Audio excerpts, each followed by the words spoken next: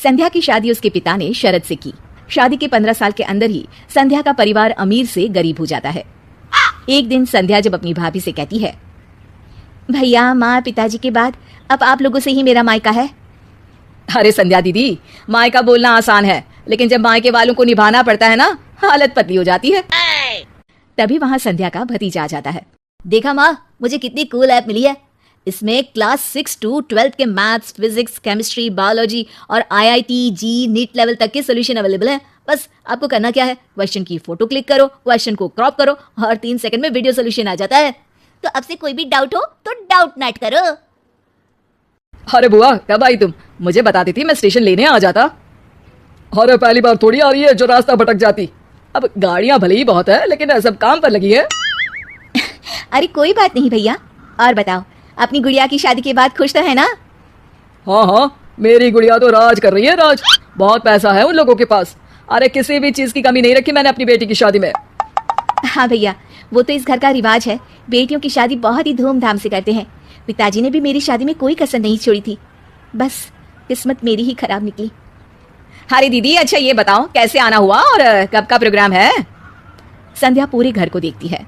उसे अपना बचपन याद आता है कि कैसे उसके पिता ने ये घर प्यार से बनाया था।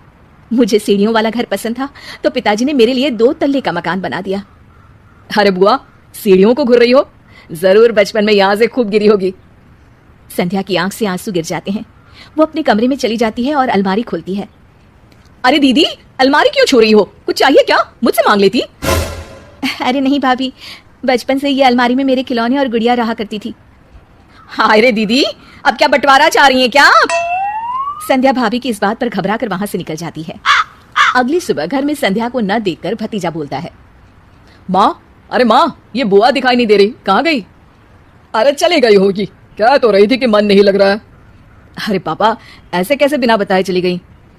अरे कल अलमारी खोलकर खड़ी थी, कहीं कुछ उड़ा तो नहीं ले गई? भतीजी को बुआ की बात सुनकर गुस्सा आ जाता है। वो वहां से चला जाता है। अगले दिन, अरे शेखर कहाँ मर गया? तेरी बहन आ रही है ससुराल से, जल्दी जा स्टेशन। और सुन, वो लंबी वाली कार लेकर जाना, उसकी पसंदीदा है। ओहो पिताजी, आ जाएगी। कौन सा पहली बार आ रही है? माँ को गुस्सा आ जाता है। हाँ हाँ, अब मेरी बेटी को स्टेशन से खुद ही आना पड़ेगा। वाह जी वाह। शेखर, हुआ क्या है तुझे? क्यों नहीं जा रहा अपनी बहन को लेने? उसने तेरे लिए क्या क्या नहीं किया, कितना प्यार करती है वो तुझसे।